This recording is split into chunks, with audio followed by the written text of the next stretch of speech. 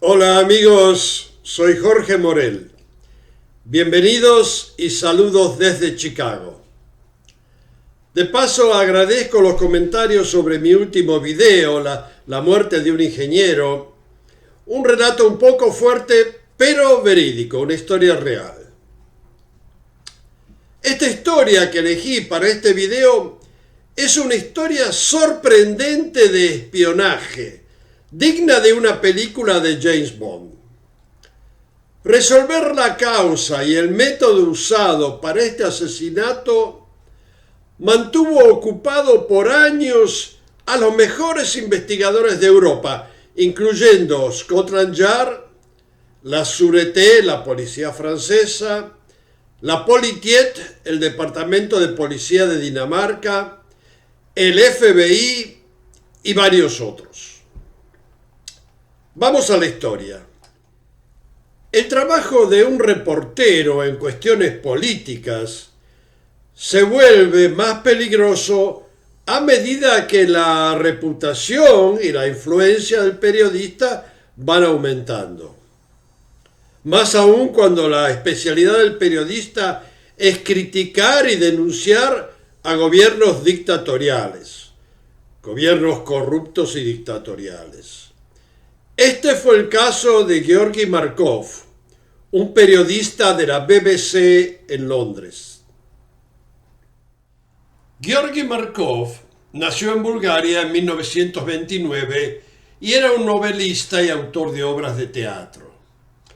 Luego de que varias de sus novelas adquirieron fama internacional, el joven Markov había sido reconocido como uno de los escritores de más talento en Bulgaria. Durante los años 70, Markov se dedicó al reportaje y se convirtió en un popular crítico del gobierno de Bulgaria y del presidente Zhivkov, publicando frecuentes artículos que se burlaban de Zhivkov y lo acusaban en forma irónica de ser un dictador fracasado. En ese tiempo, Bulgaria era un estado satélite de la Unión Soviética dirigido por el presidente Todor Zhivkov, un ferviente comunista títere de la URSS. Los artículos de Markov se volvieron enormemente populares en Bulgaria y países vecinos y lo convirtieron en un acérrimo enemigo del Estado. Como sabemos, en países dictatoriales, la vida de los periodistas que critican al gobierno tiende a veces a interrumpirse bruscamente. Eventualmente, Markov empezó a recibir amenazas que lo hicieron temer seriamente por su seguridad y en 1972 se fugó de Bulgaria y se radicó en Londres. En Londres, trabajando ahora para la BBC y Radio Free Europe, continuó publicando críticas al sistema comunista que ahora alcanzaban toda Europa. En 1975, Markov se casó con una atractiva joven londinense, muy bien educada, llamada Annabel Dilke, y tuvieron una hija a la que llamaban cariñosamente Sasha.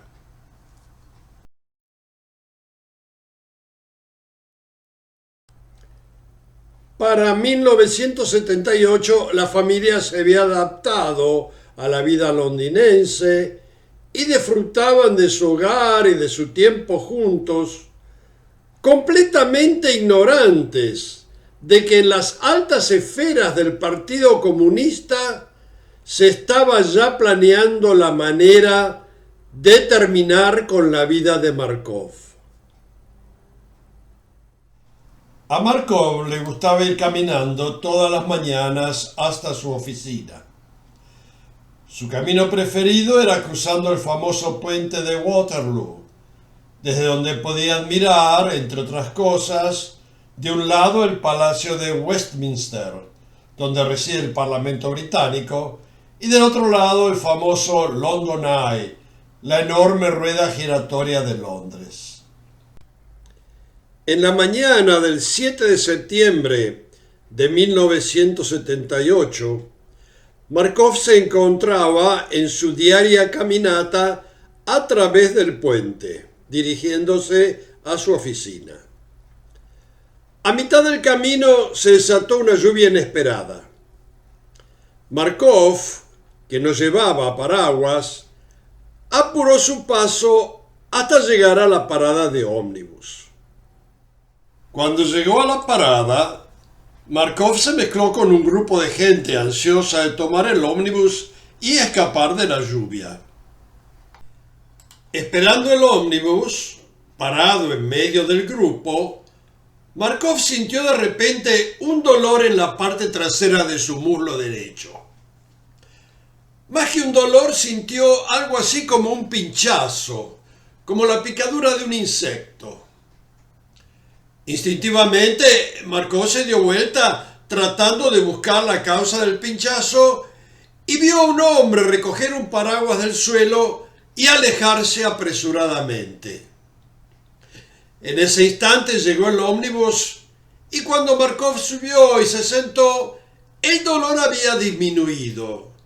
No obstante, a lo largo del viaje, Markov continuó preguntándose qué podría haber causado ese malestar instantáneo. Unos minutos después, Markov dejó el ómnibus y entró en el edificio de la BBC. Para cuando llegó a su oficina, su mente estaba ahora concentrada en su trabajo y había casi olvidado el percance. Pero cuando se sentó y la parte inferior de su muslo hizo contacto con su silla, un dolor imprevisto se disparó hacia todo su cuerpo desde el lugar donde había recibido el pinchazo. Markov se recuperó y, tratando de continuar su trabajo, se acomodó con cuidado tratando de que su muslo no descansara sobre la silla y se dedicó a su tarea. Markov se concentró en su trabajo, tratando de no prestar atención al dolor sordo que radiaba desde su pierna. Pero al llegar la tarde, el dolor había aumentado y había comenzado a transpirar profusamente. Inconscientemente apretaba con fuerza sus dientes, tratando de ignorar su malestar. Cuando Markov llegó a su casa esa tarde, su esposa apenas lo vio le preguntó: «¿Qué te pasa? Te ves terrible, estás empapado de sudor». Markov trató de restarle importancia al asunto, pero su esposa insistió en que fueran a ver un doctor. En la clínica, Markov le contó al doctor lo que había pasado esa mañana. El doctor le pide que se baje los pantalones, que lo va a revisar, y cuando mira su pierna se queda pasmado. Al notar la expresión del doctor, Markov se da vuelta a ver qué pasa y aunque no llega a ver todo el área, recibe un shock. Es obvio que la hinchazón ha aumentado exponencialmente. El área inflamada, ahora de un intenso color rojo, cubre una buena parte del muslo. El doctor mira la lesión por unos minutos, se levanta con expresión de estar desorientado y le dice: «Espere un minuto, quiero que alguien más vea esto». El doctor deja la sala y vuelve al rato con otro doctor.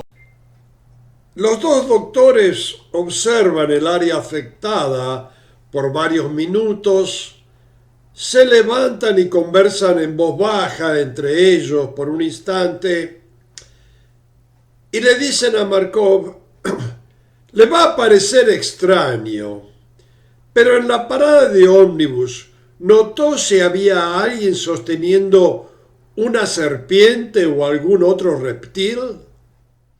Los doctores le aclaran: sabemos que es una pregunta rara, pero lo que usted tiene en la pierna se asemeja mucho a la picadura de una serpiente venenosa.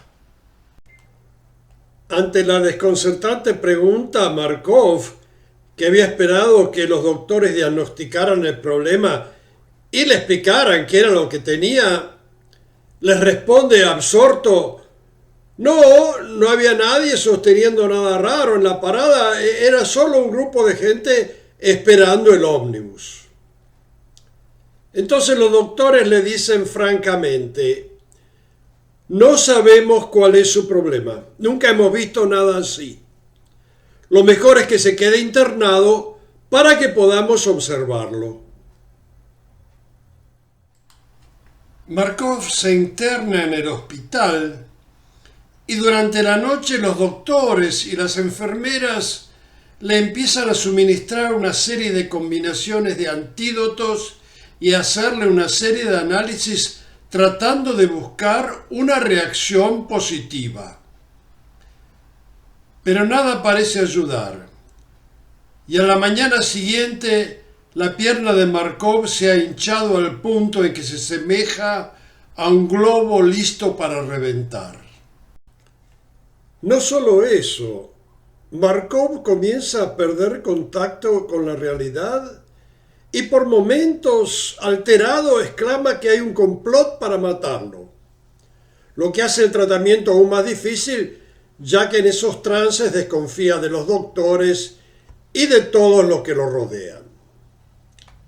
Al día siguiente su condición se ha vuelto sumamente crítica y hasta su mente ha dejado de trabajar.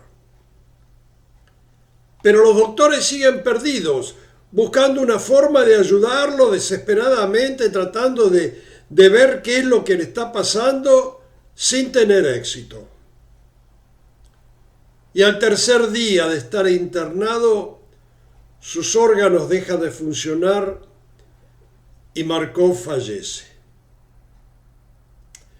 Los doctores, ahora completamente confundidos y sin la menor idea de lo que ha causado su muerte, ordenan una autopsia para ver si se puede figurar la causa del dolor inicial de la pierna, ya que no están seguros, pero sospechan, piensan que de ahí arrancó el mal que terminó matándolo. Pero la autopsia no arroja ninguna luz sobre la causa de su muerte. Solo revela que sus órganos importantes han sido afectados al punto de dejar de trabajar. Ni los doctores, ni nadie en el hospital o fuera de él han visto nunca una cosa parecida. Una enfermedad que afectó todos sus órganos al mismo tiempo y que hizo que todo su cuerpo dejara de funcionar. Los doctores alertan a la policía sospechando de que se puede tratar un caso de terrorismo. El asesinato de Markov desata una investigación que va a durar años y, como dije al principio del video, va a envolver a la policía y a los departamentos de contraespionaje del Reino Unido e instituciones similares de varios países, incluyendo Dinamarca, Bulgaria, Italia, Estados Unidos y hasta la Unión Soviética.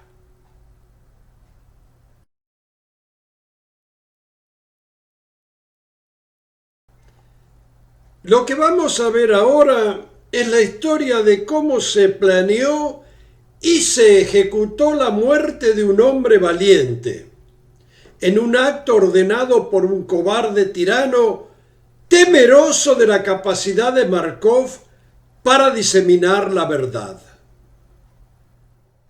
Inmediatamente después de la muerte, la esposa de Markov hizo numerosas declaraciones públicas denunciando las amenazas recibidas en cartas y llamadas telefónicas, junto con advertencias detallando la preparación de planes para eliminarlo.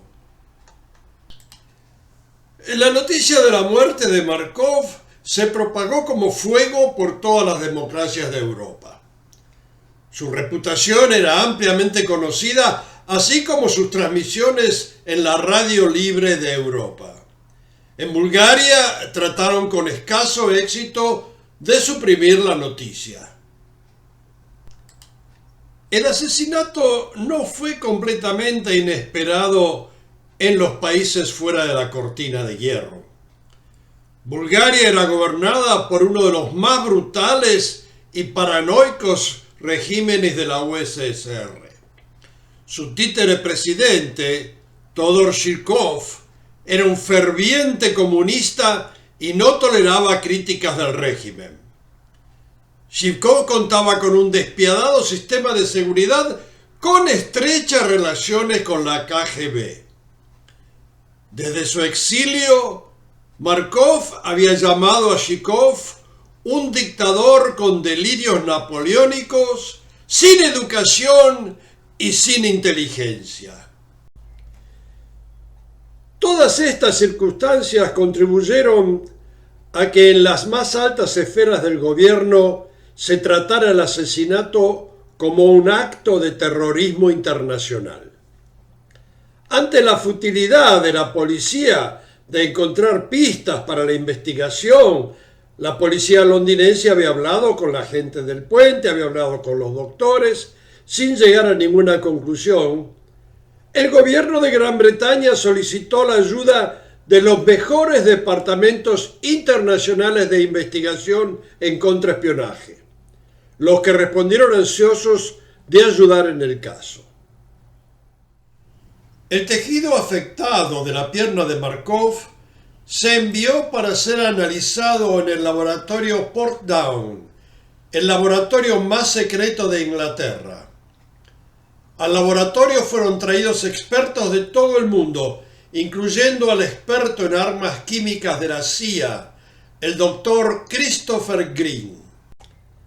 Durante el examen, el equipo médico hace un descubrimiento sorprendente. El tejido estaba siendo seccionado a mano y en un momento el doctor Green sintió que la hoja del bisturí tocaba algo de metal. El pequeño objeto se extrae con intenso cuidado y se encuentra que enterrado en el tejido de la pierna, justo debajo del lugar en que Markov primero sintió el dolor, había una minúscula esfera de metal. La esfera es parecida a la punta de una lapicera a bolilla, pero aún más pequeña. Cuando es analizada en un microscopio electrónico, se encuentra que está hecha de una aleación de platino e iridio, probablemente porque estos dos metales no provocan el rechazo del cuerpo. También se descubre que, en un trabajo de increíble precisión, la bolilla tiene dos orificios minúsculos, de 1/3 de milímetro de diámetro. Al ser analizados, se descubre que los agujeros no contienen trazas de ninguna sustancia. Inmediatamente se deduce que la sustancia tóxica había sido colocada en estos orificios y estos fueron cubiertos con cera o una sustancia similar. Al ser introducida en la pierna, la cera se disolvió, dejando escapar el veneno.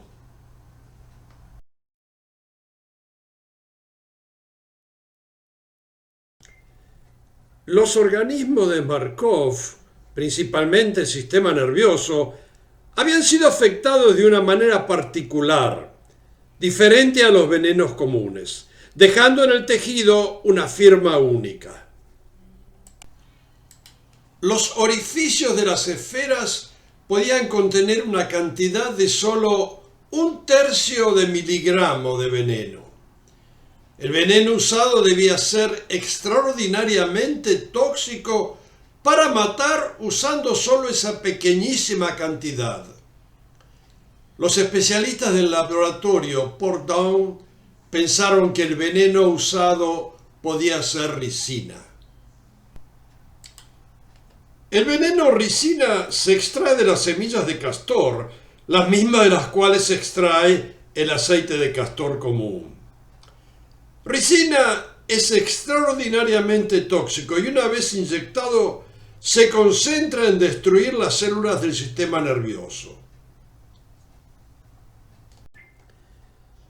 En el laboratorio, una serie de pruebas, algunas hechas en animales, determinaron que la teoría de los científicos era correcta. El veneno usado había sido ricina. El asesino o asesinos, indudablemente sofisticados especialistas en toxinas, habían elegido un veneno terriblemente efectivo y que no dejaba rastros.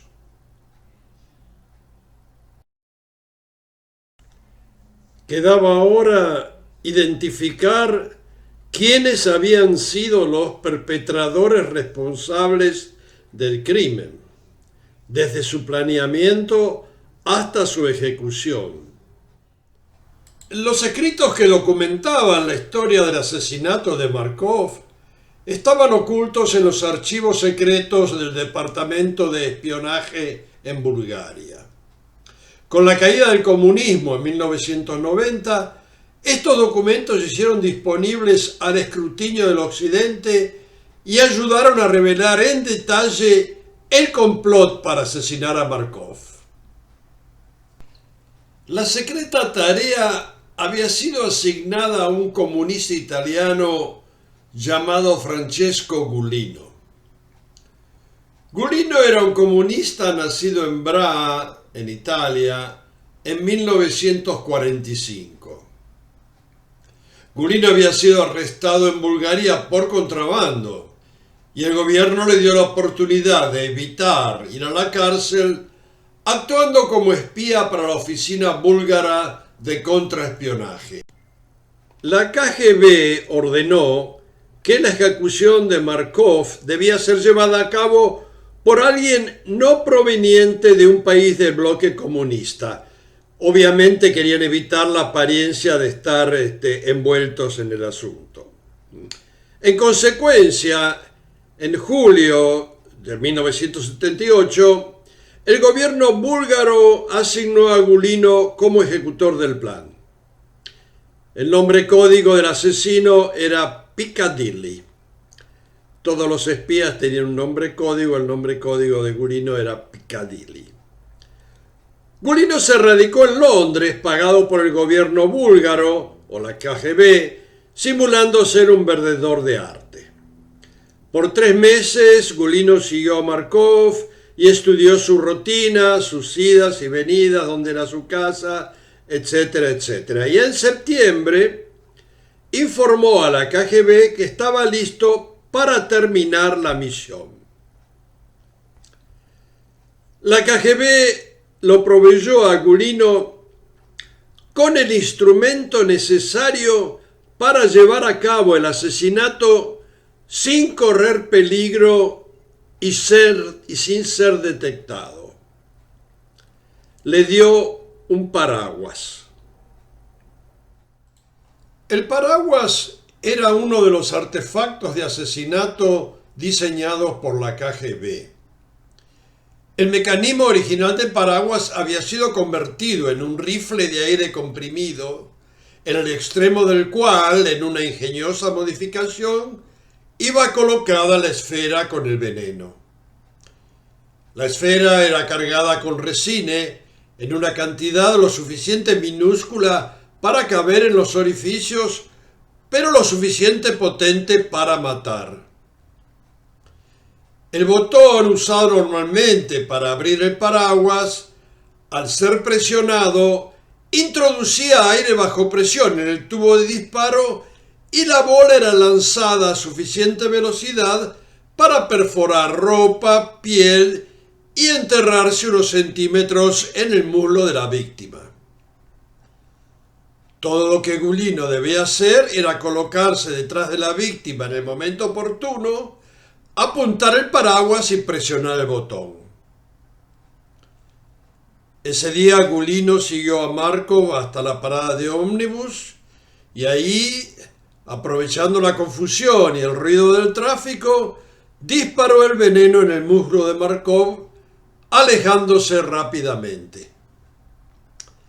El plan, como sabemos, funcionó y el paraguas se encuentra ahora en un museo de Bulgaria.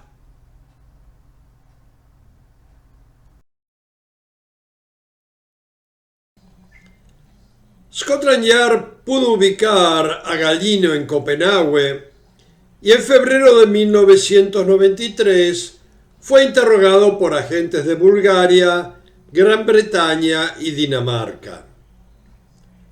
Galino confesó su participación en el caso, pero Dinamarca temía consecuencias si las actividades de Galino de ir y venir a Inglaterra desde Copenhague se hacían públicas y Galino no fue arrestado.